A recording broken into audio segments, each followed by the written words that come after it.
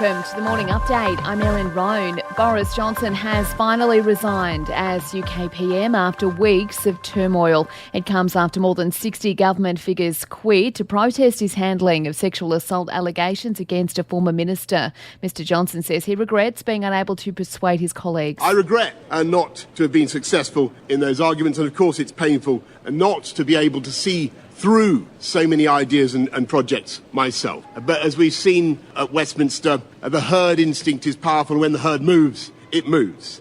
Back home, the flood crisis across large parts of New South Wales is easing as that east coast low moves offshore. As people return to their homes and businesses in the flood zones, they're being warned about the dangers posed by electrical equipment. All appliances should be unplugged and electricians brought in to carry out repairs.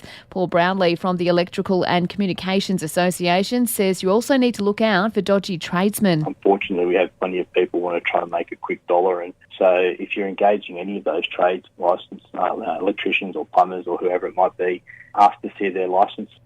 The Prime Minister will meet with his New Zealand counterpart in Sydney today. Economic links, regional security, migration and climate change are expected to top the agenda when Anthony Albanese sits down with Jacinda Ardern.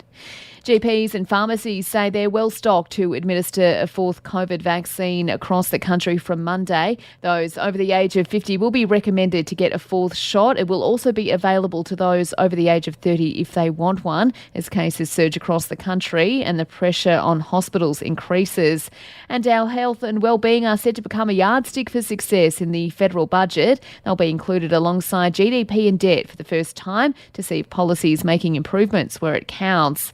To sport, it's brought to you by Ladbrokes Mates Mode, the better way to chat, share and bet together. T's and C's apply. And remember, gamble responsibly. Call 1-800-858-858.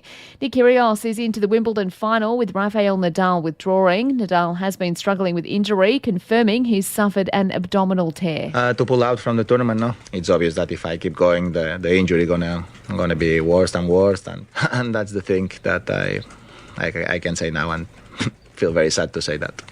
To NRL, and the Sharks have smashed a depleted Melbourne Storm side 28-6 to kick off the round. And in the AFL, the Cats made it 7 wins in a row, beating the Demons by 28 points in Geelong.